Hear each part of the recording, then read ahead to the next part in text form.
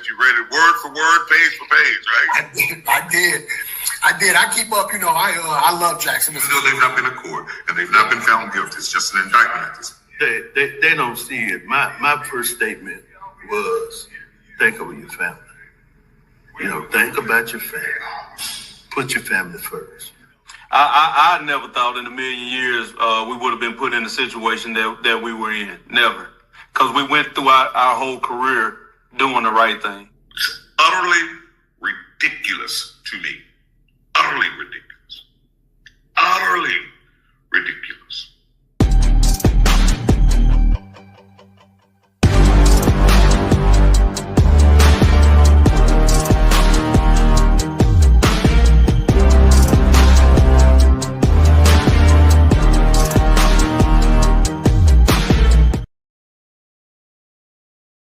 And good evening, everybody. Welcome to tonight's edition of the Othor Cain Show. I'm Othor Cain. Glad to have you aboard on this wet and chilly Tuesday evening. We are excited that you've opted to join us. We've got a great show, a very jam-packed hour ahead of us tonight. I want to start by saying thank you. Thank you for your support.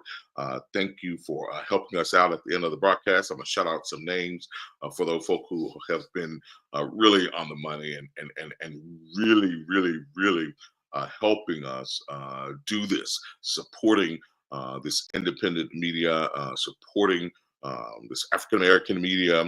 We are grateful. We are appreciative, and any other adjective that I could think of. We are there. We could absolutely not do this without you. So please don't stop supporting. Every dime that you give us goes to help us in our efforts to continue to tell stories, to be able to tell stories without fear of retribution, right? To be able to tell stories that matter, and really to be able to ensure that we have a very informed electorate, and just an informed community, right? Just an informed community. I think knowledge is power, and in the atmosphere, the climate that we are in now, more than ever before, right? We need to be able to tell our stories, and we need to be able to tell our stories without fear. People get scared. People get scared and they react, right? People get scared and they react. And that's what independent journalism is all about. We don't have to be afraid to tell the stories that matter, to tell the stories that are important. We're not restricted. Right? We're not restricted by guidelines. We're not restricted by time or anything like that. We're able to tell stories that absolutely matter. So thank you for your support. We are grateful. Hey, Barbara, how are you? Hey, Sheila, thank you for your support. We are grateful. Don't stop supporting us. The Cash App information is scrolling across your screen. And now every single dime that you give, we are appreciative. And yes, we do have Zelle and PayPal, and we'll get that info up as well. So thank you for asking that, inquiring about that. But we've got a great show, and I don't, I'm a little confused as to where to start. There's a QR code you can use as well, but I'm a little confused almost where to start tonight's conversation, because we've got just a lot to talk about.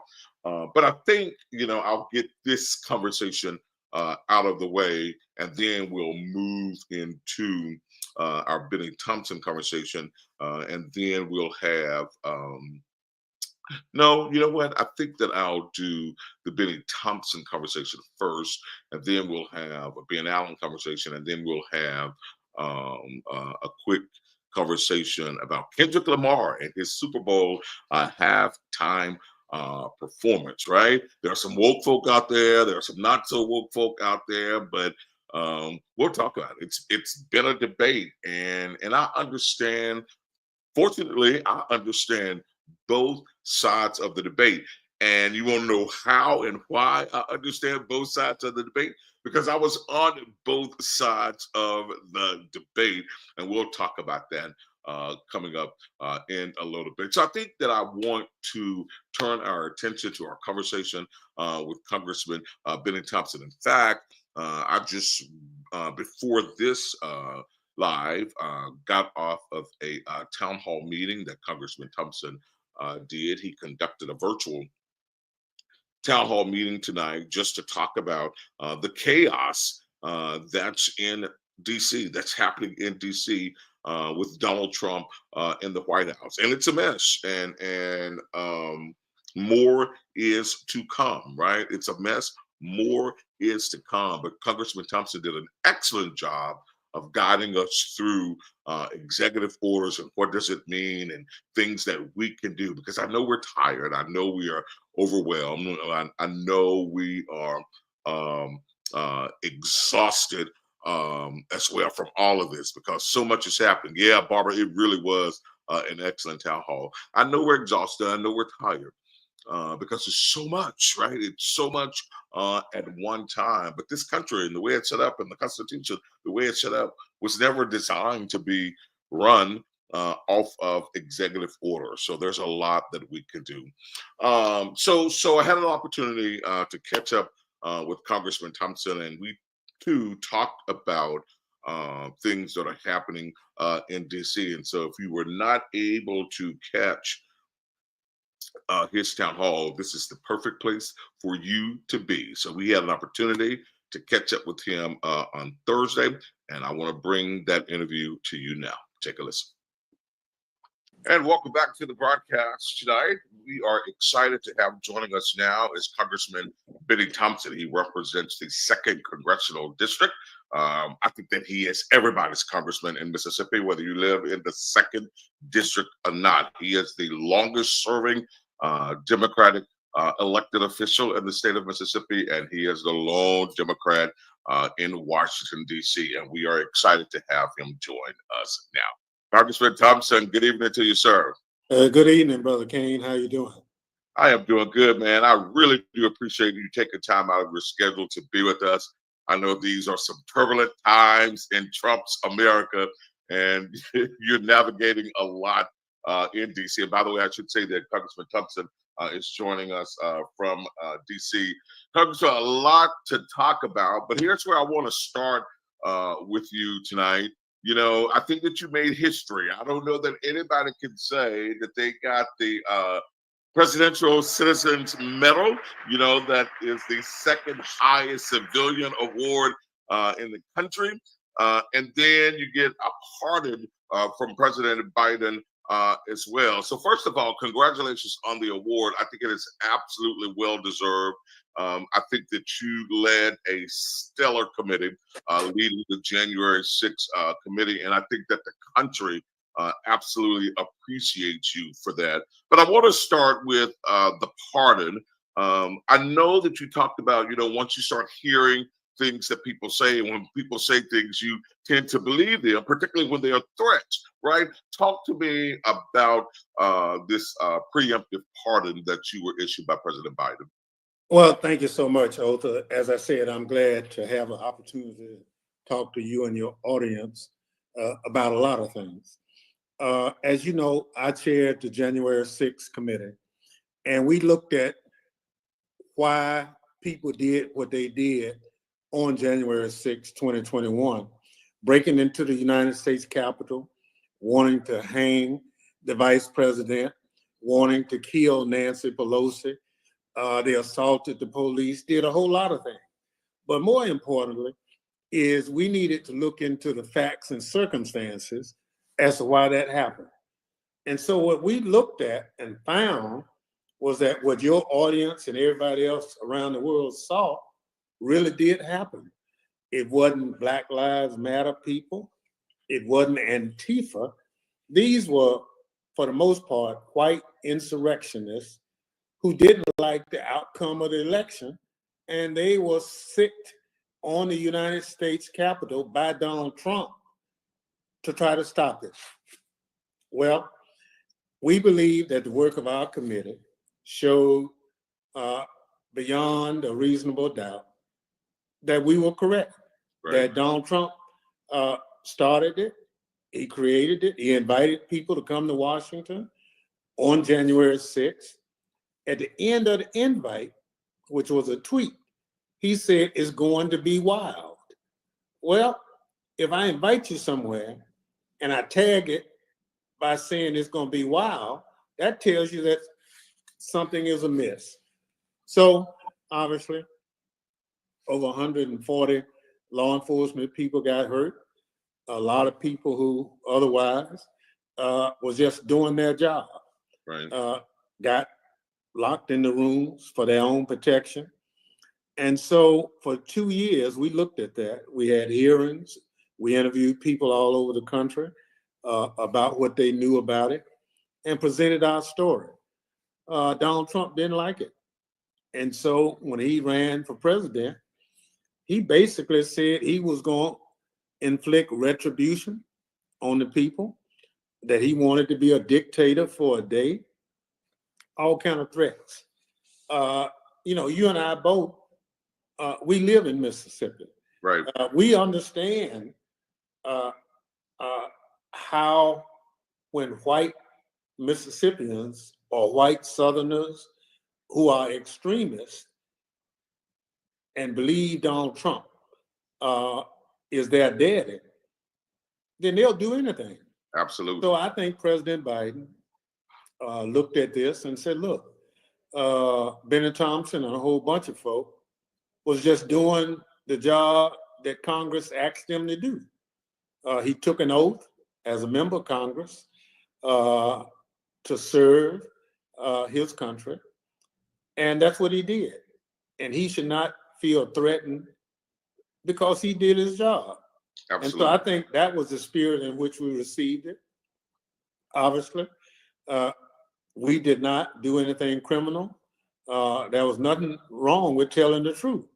Now, people don't like the truth, but it's not criminal. But I can tell you, based on the telephone calls that I received and other comments that I received, the pardon was welcome. Absolutely. And so we move forward. It's unfortunate because we ought to be a better country than that. And it's only when people like Donald Trump show up that the ugly underbelly shows up. And so we have to still work for the good of this country and not the bad. Totally agree with you. I think you're absolutely right. The ugly shows up with Donald Trump. Now, today or yesterday or maybe the day before, you stood with some people because Donald Trump pardoned all of those insurrectionists from January the 6th, which is so unfortunate. You have law enforcement that lost their lives, and you had all these people that were hurt, but yet he just did a blanket pardon for all of these people, and it's just unfortunate. Yeah, well, you got to understand, it was 1,500 people he pardoned. Now, a good number of them pled guilty. The other group went to trial and was found guilty by a jury of their peers. And so we had people sentenced to 22, 23 years who walked out of jail free. We had people threatening law enforcement, doing all kinds of things, and walking out of jail free. We had people, as you know, who broke into a Black Methodist church here in the District of Columbia. A lot of things, Othor.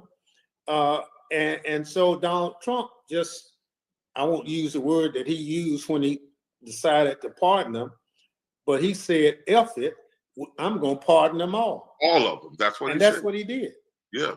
And so, again, when you have somebody like Donald Trump in the most powerful position in the world, and someone who chooses to exercise the position that he holds in the manner that he does, we have a clear and present danger. Let me share part of that clear and present danger so your audience will understand it. He's now put Elon Musk, somebody who's not elected, somebody who was born in South Africa, somebody who basically is the president in absentia, only in the sense that we didn't vote for him. Mm-hmm. But America is being run by some called the Doze Committee. And that committee basically is getting your information, my information, and everybody else's information. They are not tenured employees. They are new employees. So now they're going through Social Security information. They're going through health information. And on top of that, they sent every federal employee in the country a letter saying you can resign right now and we'll pay you through September. This guy doesn't have the authority to exercise that. That power is inherent in Congress. Right. We set the budget. Right. You know, the president carries it out.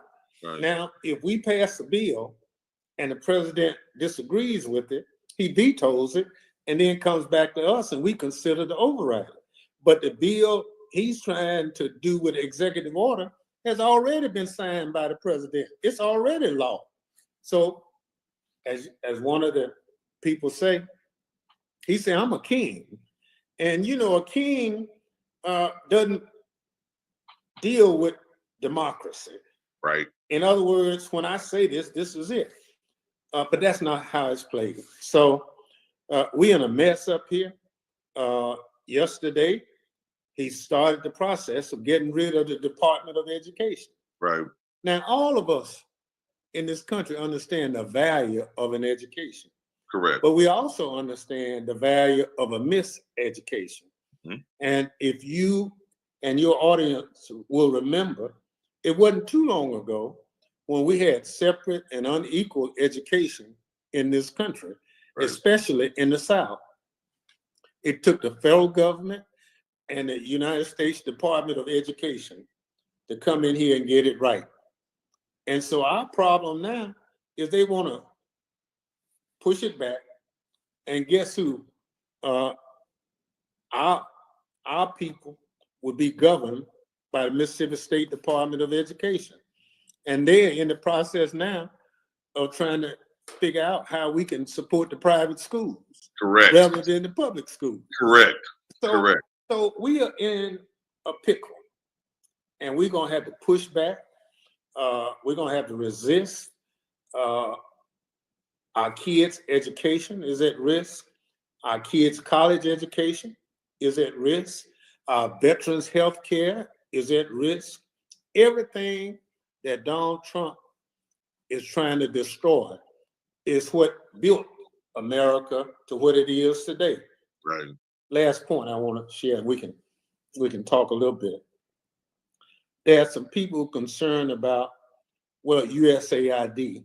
Yes. And why don't we do away with foreign aid? Well, one of the reasons we as a country are number one is how we treat our friends and neighbors overseas. That's right. That's if right. we don't help feed and clothe our neighbors, then guess what? Our enemies are going to feed and clothe our neighbors. And that means the enemy gets bigger.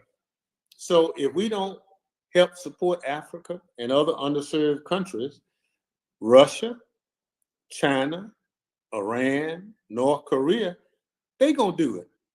And they're already our sworn enemy. Right. And so part of that USAID program is to help those countries get on their feet, notwithstanding the fact that if we don't, our enemies will. And so that's where we are right now. But again, my perception is that Donald Trump is only about money. The millionaires and billionaires are who he hang out with. Right. He's now making money with his sovereign wealth funds from Saudi Arabia for his son-in-law and all of this thing. And by the way, he pardoned his son-in-law, well, he pardoned his son-in-law's father and then appointed him to an ambassadorship. Right. But they said when Joe Biden pardoned his family, oh, it was the worst thing in the world. Correct. And you and I know that if Joe Biden hadn't pardoned his son and family members, Donald Trump would have given them holy hell for the rest of their life. That's exactly right. And we can't have that. So the solution, we got to register, we got to vote. There were a lot of people who look like you and me who thought because Donald Trump's signature was on a COVID check, that he was good. Donald Trump and the Republicans voted against it.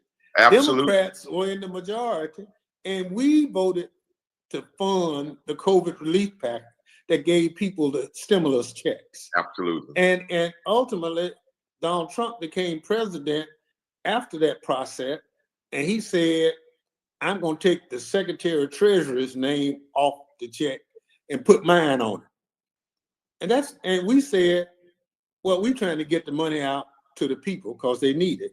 Right. So that's how his name showed up on the check. He was against the program. And all of a sudden he became a hero because of it. Please. That's right. He became a hero. You know, I want to go back, Congressman, if you would, to one thing that you talked about when you were talking about the USAID. So in the last couple of days, I've been reading about, one of the reasons that this foreign aid, that we provide this foreign aid, is because of influence and because of power. And so there's something that's called soft power, soft influence, or something like that. Can you expound on that a little bit? Yeah, well, it's this old theory, guns or butter. If I feed you, then over time, I'll have influence on you. But otherwise, it's going to be more expensive to fight you. So that's the gun and butter theory and the whole soft level of diplomacy that we use. And look, we feed people all around the world because when you're number one, you can't sit on an island and remain number one. You have to go out and work with allies all around the world to remain number one. And that's what we've done as a country. Now we have a person who's stuck on himself in the White House. It's all about him. Every morning, most of us wake up now wondering what crazy thing Donald Trump has done today. Right. And that's not how you become a world power. That's not how you stay a world power. And the thing that bothers me the most, Othor, is now anything that's bad is because of diversity, equity, and inclusion. Yeah, yeah. We just had the plane crash here in Washington, where the plane and helicopter crashed, and he blamed it on diversity, equity, and inclusion. And we said, well, they're advertising for people to work. They want to hire the disabled. They want to hire Black and brown people. Okay, but they still have to meet the qualifications. Right. So what he's saying is we shouldn't recruit at Jackson State or Tougaloo or Alcorn or Mississippi Valley anymore. We should just go to the other schools, and if there's somebody there, we'll take them. But really, he's really playing to the lowest element possible. On that plane crash, both the pilots on the plane were white. And the both helicopter. the pilots on the helicopter That's were right. white. Right. And the people that were working in the tower were white. But then when they asked him what information he had that diversity, equity, and inclusion had something to do with it, he said, well, I just know. That's that arrogance that as a country, we need better. And so now, as you know, all the federal employees are being basically threatened with a job. They got an email from somebody they'd never heard of. Right.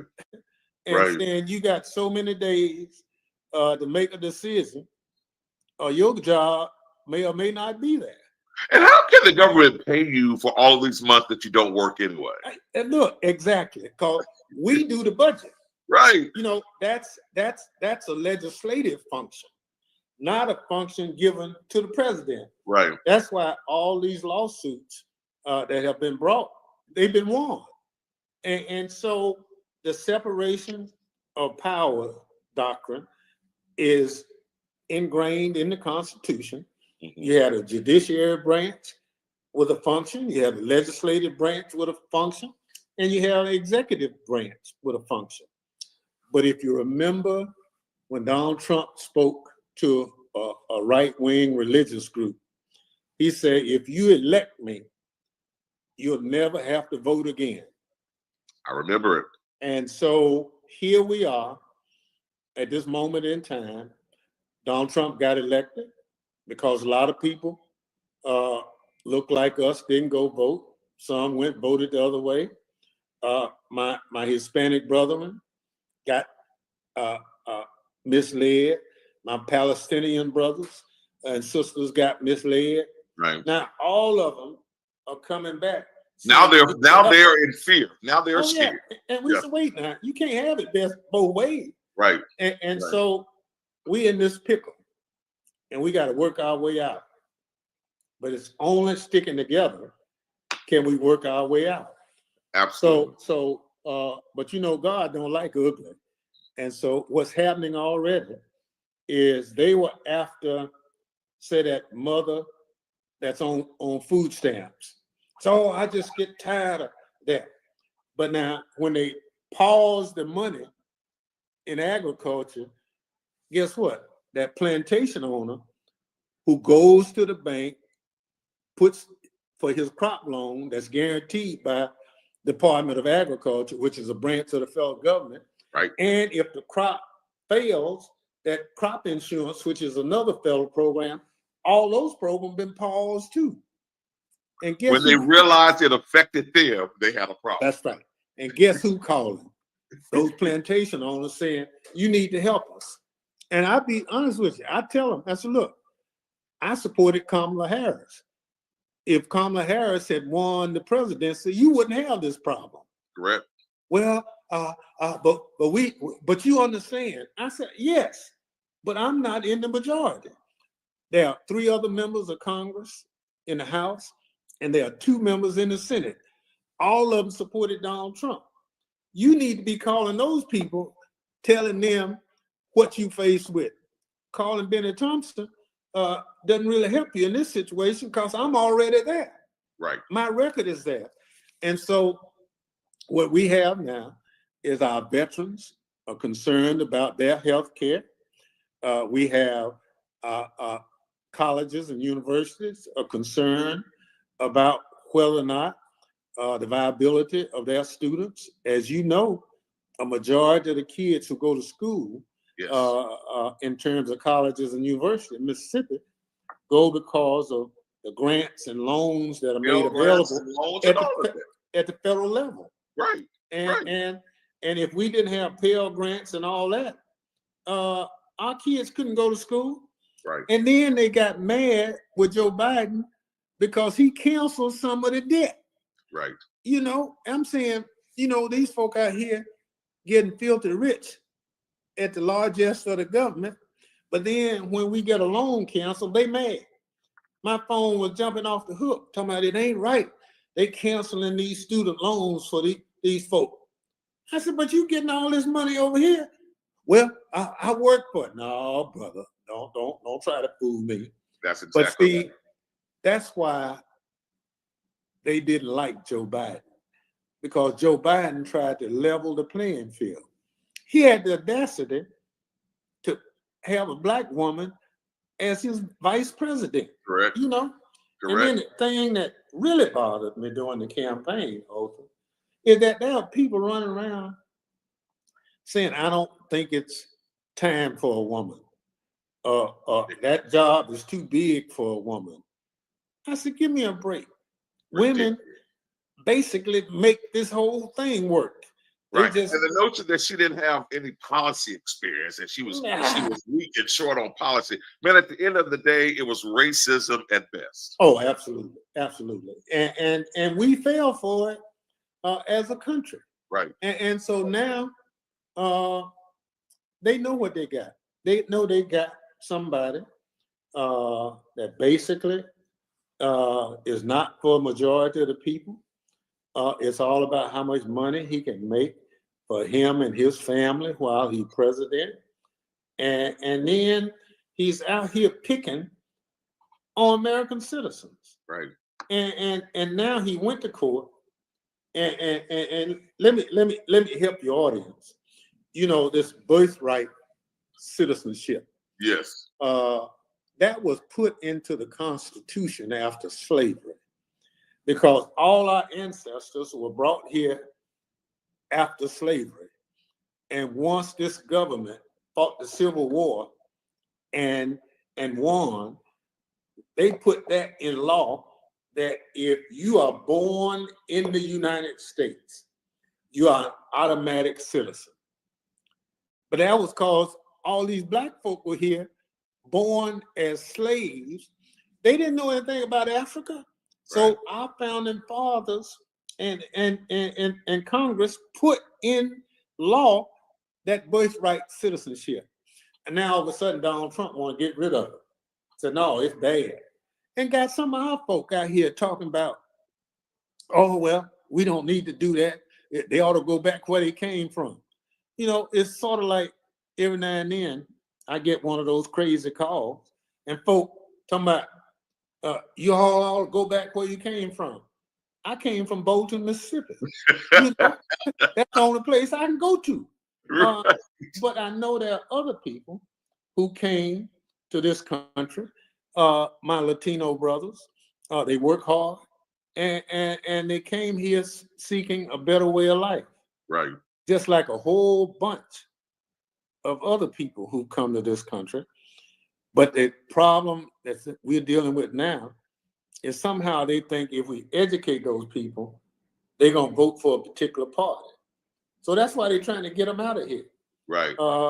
And so I'm going to resist it, because as a Black American, I sympathize with the downtrodden. Right. Because my people had to deal with so much of those injustices and atrocities just to survive.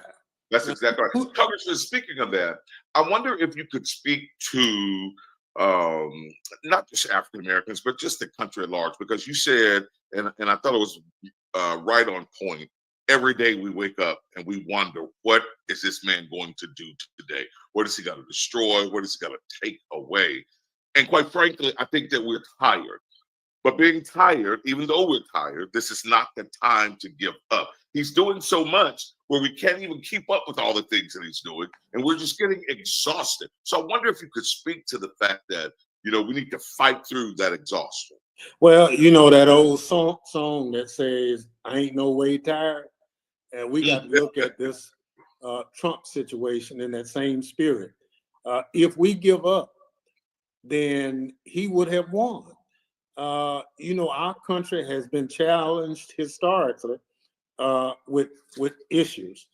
We are now challenged as to which direction we'll take.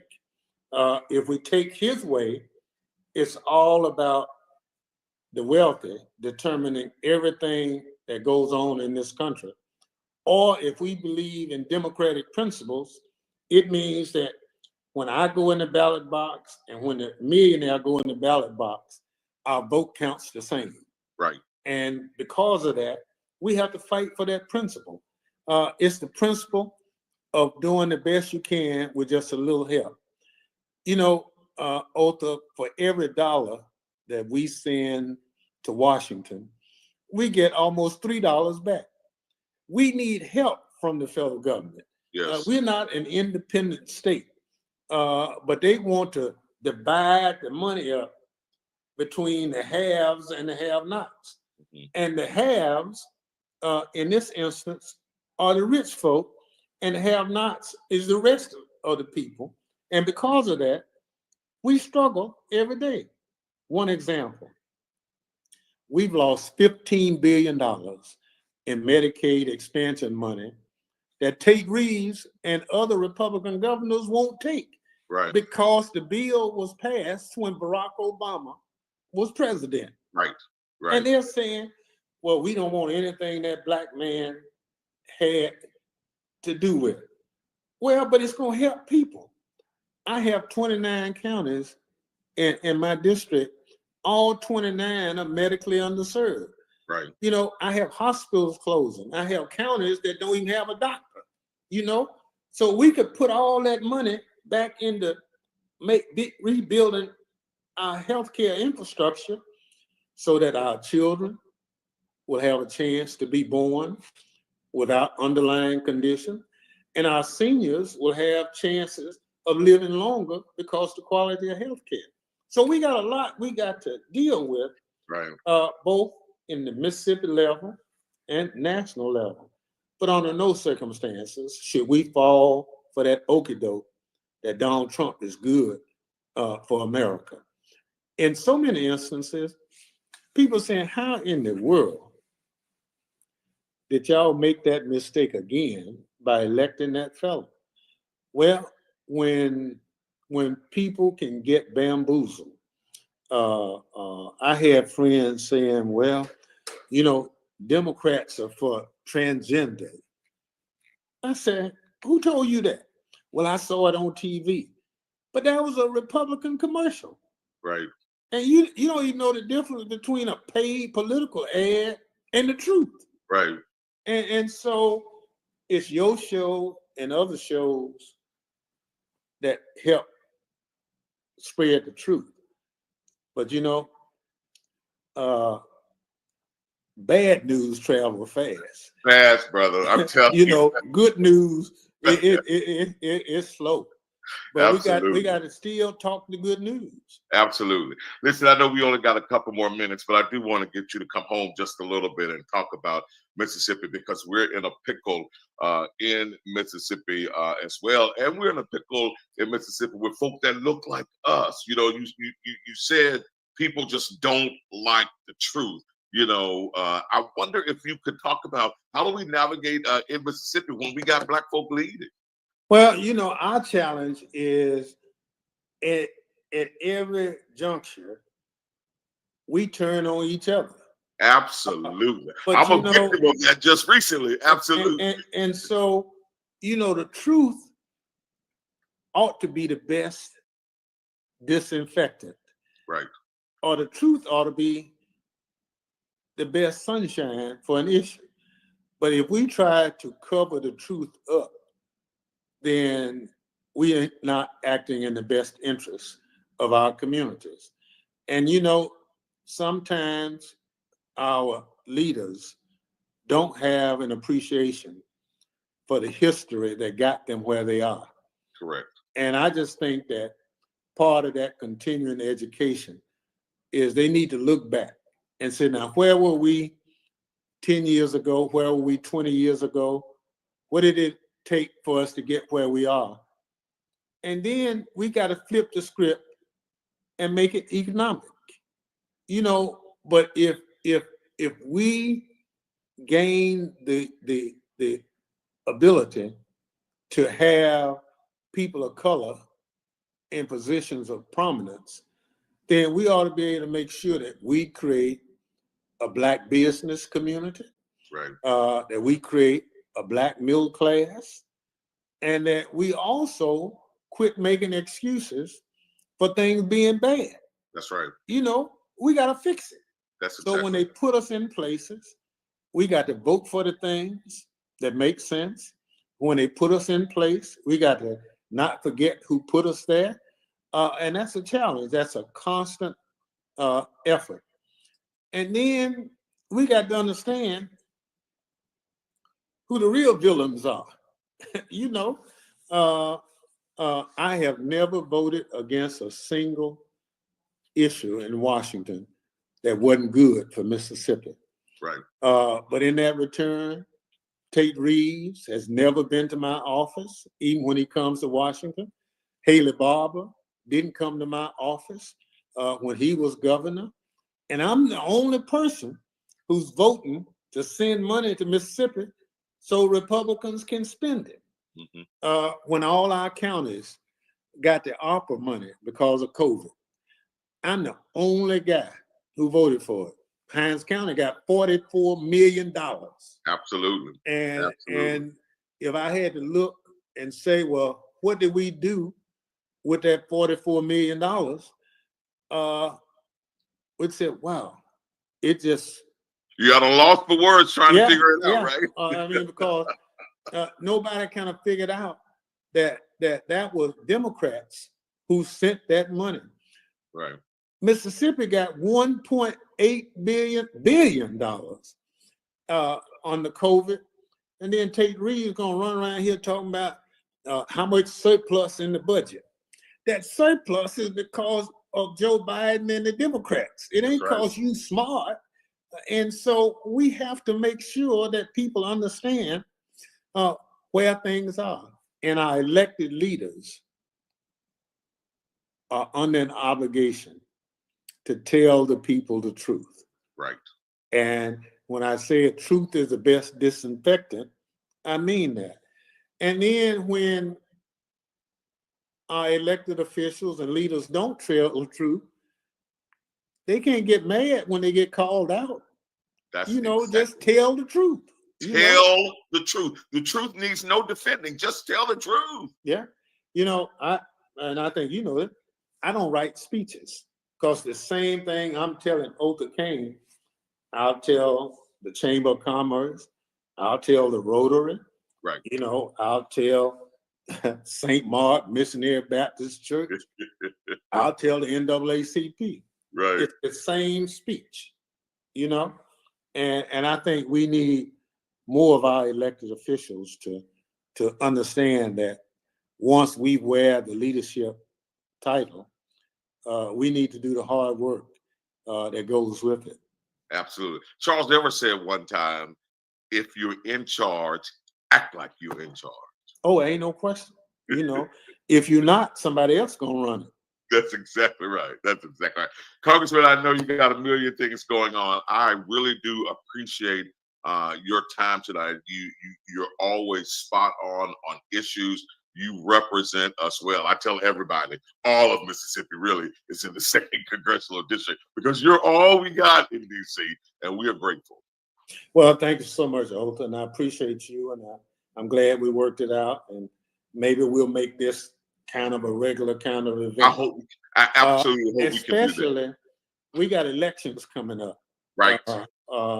With every major city in the state, other than those that have special charters.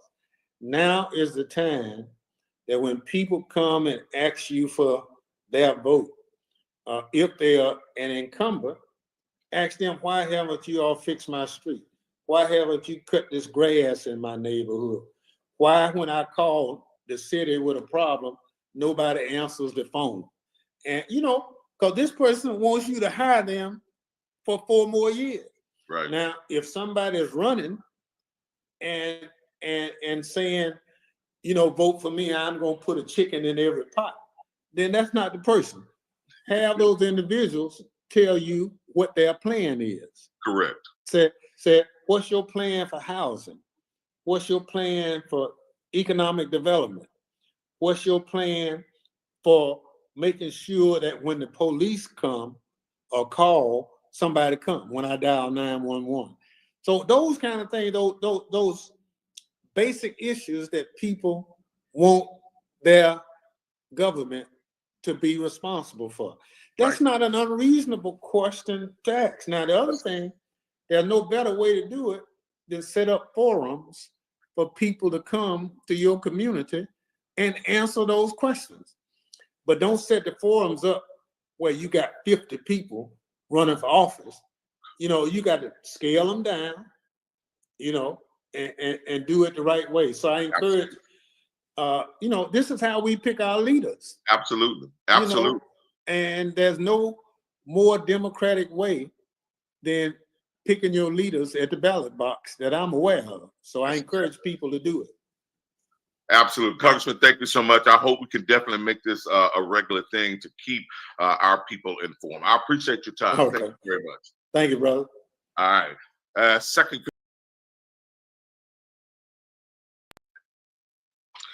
All right. That was 2nd Congressional Congressman Bennie G. Thompson. We certainly do appreciate his time. We worked hard to kind of coordinate that. with all the things that are going on in Washington. So I was glad we had an opportunity to catch up with him. So we're appreciative. I certainly hope that we can work that out and create a regular feature with him, monthly or quarterly or whatever the case may be. But that's great information. He is absolutely spot on. I think the atrocities that Donald Trump is attempting to cause is just a disgrace, right? It is absolutely just a disgrace. It really is. Well, thank you, ma'am. I appreciate you, Red. I really do appreciate you. Let's switch gears really quickly. I wanna talk about Ben Allen and a post he made a week or so ago, maybe 2 weeks ago. I hope our producer pull that and we can get that up on the screen because I think that you need to understand what's happening. And I want to leave this here and pardon the language. But he made a post of Mayor Lumumba going to sign up for re-election, right? To qualify the deadline of January 31st or whenever it was. But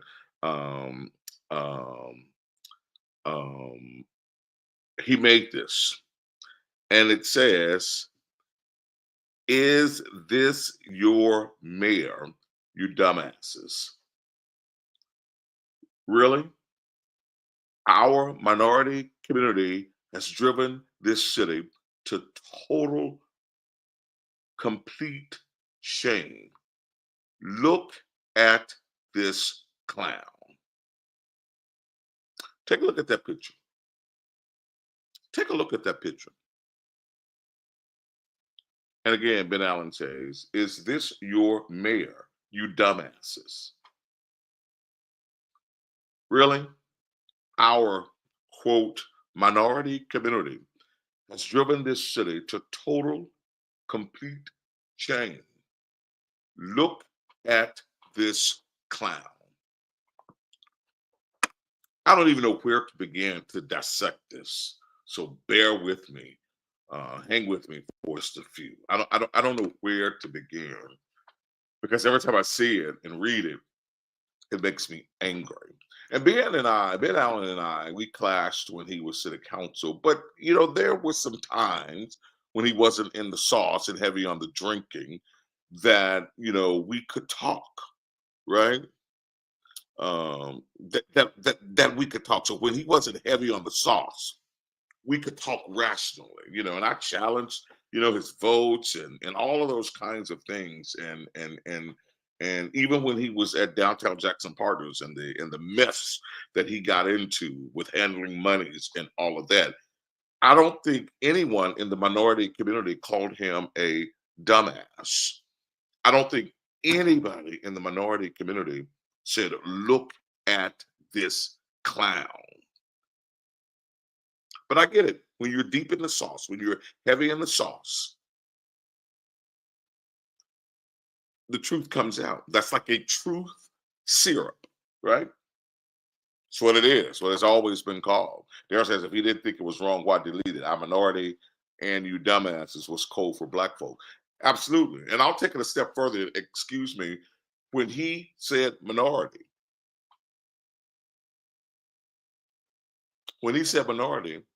that was his way of saying nigga,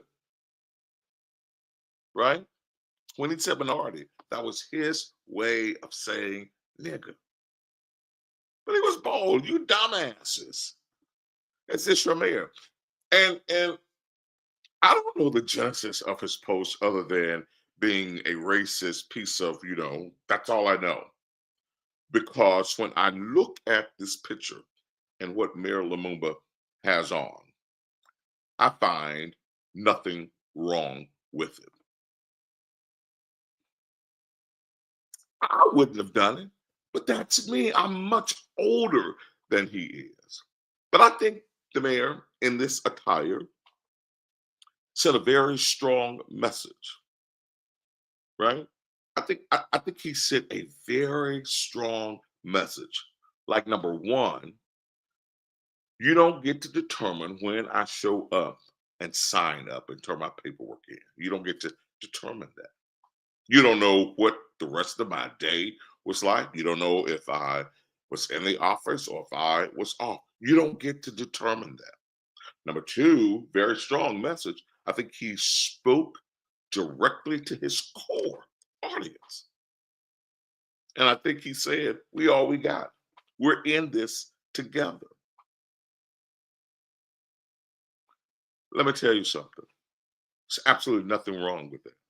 People started researching and looking at the price tag of what this man was wearing. Now, there are a lot of reasons to criticize the man, this administration. There are tons of reasons to do that, right? And I've been on that bandwagon, and to I've been on that bandwagon, and to a large extent, I still am. But it's about record. It's about voting. It's about action, not about what the man is wearing, right? Let me tell you something. I'm the dumbass, right? I'm the dumbass because he is our mayor. I'm the dumbass because he is our mayor. I'm the dumbass because I voted for him, right? He is our mayor. There's absolutely nothing wrong with what he has on. Hell, I wish I could afford it. I was in Neiman's Marcus this weekend in Atlanta. I went looking for it after I started reading all these posts and people knew the vendor and all of that, right? People knew the vendor, people knew the prices. So I went into Neiman's and I looked. I can't afford it, right? I'm the dumbass that can't afford it. I'm the minority that can't afford it. I'm the minority that has driven this city into the ground. And so here's what I would say to the likes of Ben Allen and all of those white Northeast Jackson Republicans that share his train of thought, because he got lots of responses, but I guess when it came to his senses, he took it down because of all the pushback. But if you're so bad and bold and thought that it was okay, why take it down? You're a thumb bandit, a thumb thug, right? You are a thumb thug, Ben, a thumb thug. Because you're bad behind the keyboard, but say it to his face, right? You're bad behind the keyboard. And lots of folk are like that. Lots of folk are bad in front of a screen, a computer screen, or a phone, or with the keyboard. Lots of folk are bad. Thumb thugs. That's what I call them, right? There's absolutely nothing wrong with the bed. Would I wear it? If I could afford it, I probably would. Now, would I have shown up to sign up for mayor like that? But I'm not his core audience. I'm not who he's trying to target. I think he sent a very powerful message that he's not deterred by you. He's not bothered by you at all. At all. Yeah, Trump is giving a lot of these folk false confidence, right? They're thumb thugs. He is. But let me tell you something. I know I have friends, close friends, family that totally disagree with me, and I get it, and that's okay. That's the beauty of the world that we are in. But here's what I can tell you. Ben's boldness is indicative of what most of them think. But that they want somebody they can get along with, that they can control. And let me tell you something. This race for mayor, they're trying to make it about money, whether they have special requests or acts or not. This race, they are attempting to make black and white. And I know Northeast Jackson has been donating to certain folk, and I know, they all get labeled. But my friends, this time around, it's problematic for me. And for so many reasons, right? For so many reasons. And Ben Allen is leading the charge for them. Look at this. An Ashby foot pulling out of the Republican primary and running as an independent, this post speaks to that, right? This post speaks to that. So don't get it twisted. Don't get it confused. We will decide who the next mayor is, whether we continue with this guy or we elect someone differently. But our votes can't be bought. And I don't care, as history has shown us, I don't care how much money you pump into one particular candidate. It has been proven time and time again that money don't vote. Signs don't vote. People vote, right? And guess what? My vote can't be bought at all. My vote can't be bought. So, Black folk, we got to stay alarmed. We've got to stay alert. My commitment is that a week from today on Tuesday, I was going to try to do it Thursday, but I have so much going on Thursday. But my commitment is Tuesday of next week, I'm going to offer my top 5 candidates for mayor, right? It won't be done based on interviews, because I'm not meeting with them, none of that, right? It will be done, though, based on impact. What are you currently doing for Jackson? What impacts have you made? What lives have you transformed?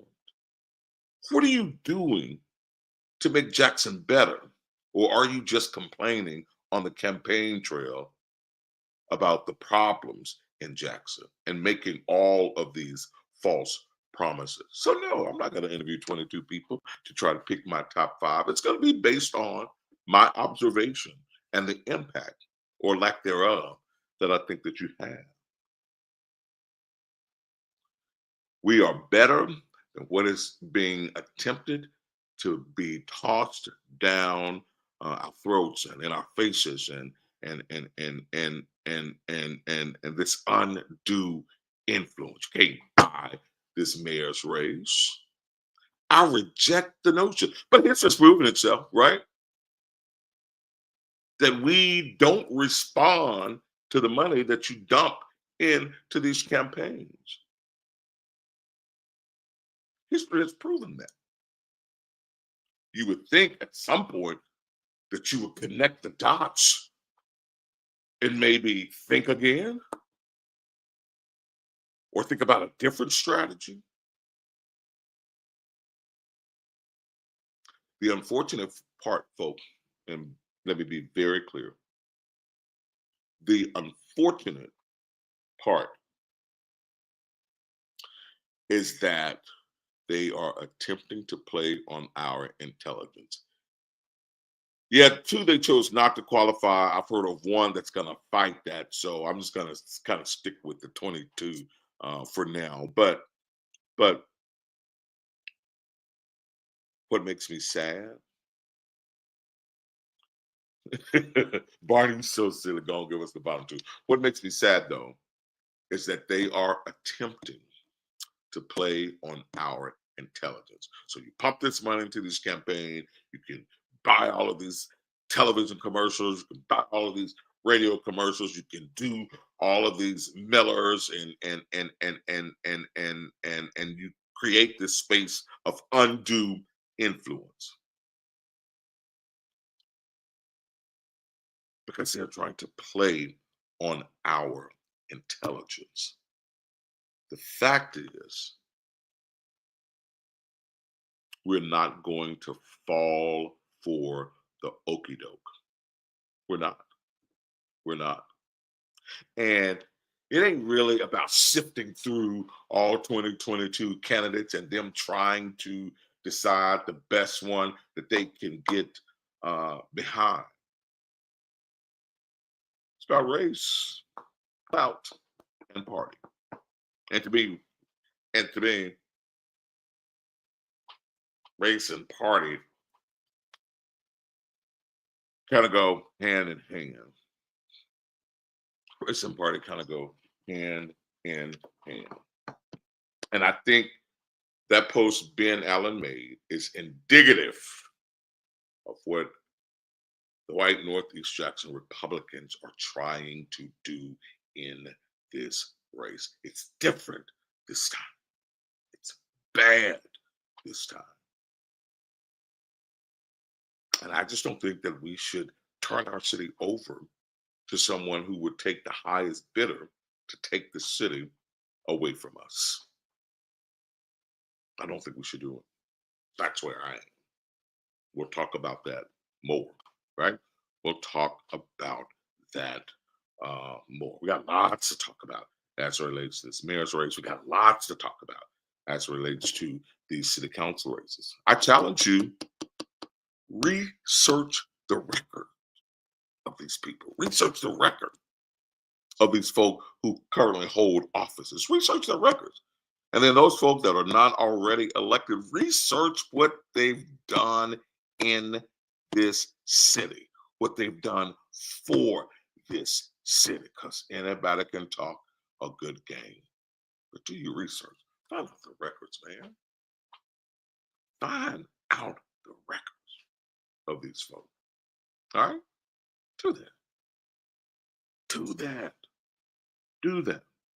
And as my good friend, good brother, Greg says all the time, we've got to organize, man. We've got to organize. We've got to show these people that we are better than what they are trying to force upon us. Thank you, Greg, for that. We've got to organize. We've got to organize. All right. It's a little after 9. It's time to get out of here, but I really want to touch on this just for a quick, hot minute, and that's the Marty, stop, man. Just stop. Just stop. Go smoke a cigarette, man. Stop. But I do want to touch on this real quick before we get out of here, and that's this whole halftime performance at the Super Bowl by Kendrick Lamar. And so I got to tell you that I fall on both sides of the spectrum, right? Because when I first watched it, and I'll admit, when I first watched it, and let me qualify my first viewing. I was tired, I was exhausted, I just got back in from Atlanta, so I was watching it in between naps, right? I was dozing off and on, so I was watching in between naps, and so admittedly, when I watched for the first time, it was very underwhelming to me, right? It was underwhelming,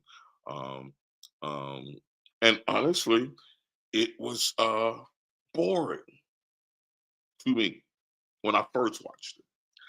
But the next day, I went to the barbershop, and my barber spent an hour catching me up on the beef between Kendrick Lamar and Drake, catching me up on the significance of who Kendrick Lamar is and all of the symbolisms and the messages in his performance. It caused me to go watch it again. And I did.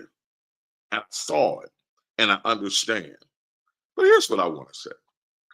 All of you real deep thinkers who said that the messages went over folk head, don't do that. I mean, I understand what you're saying, but don't do that.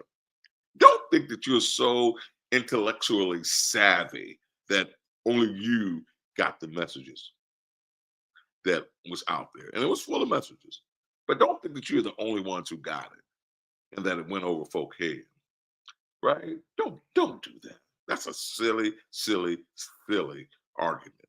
Because there are people who got the message and still found it to be a boring halftime show.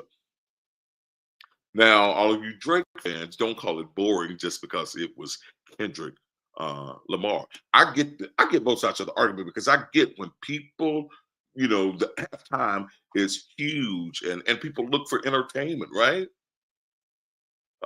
People look for entertainment, and I get that they tune in for that, and I totally understand that argument, but I also totally understand why he used this stage to send those messages. And somebody even said, well, if you have to explain it and you have to dissect it and read it and research it, why do it? Well, one thing that I would say to that is they always say, if you don't want a Black person to find out something or to know anything, put it in a book. Sometimes researching and reading is a good thing, right? Sometimes researching and reading is a good thing. So don't act too woke and don't hate too much because you're a Drake fan. I understand now better than I ever have over the course of these last 2 or 3 days, the beef between the two. Because quite frankly, none of their music appeals to me because that's just not the genre of music that I like.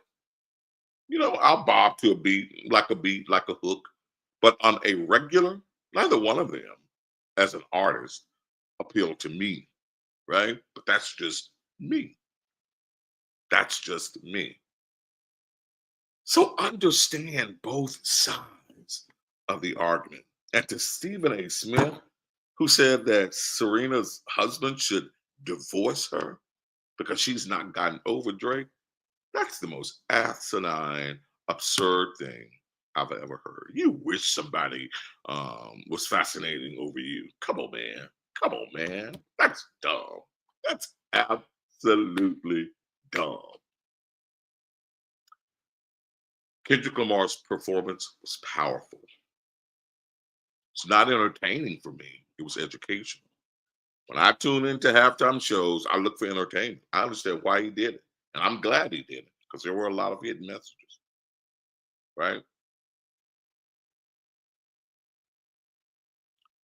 Don't be too woke that you think everybody missed it. And don't be a hater because you are a Drake fan. Meet in the middle. Understand it, right? Meet in the middle. Just understand it, right? Just understand it. Understand it. Because I do. I think everybody does, right? I think everybody does.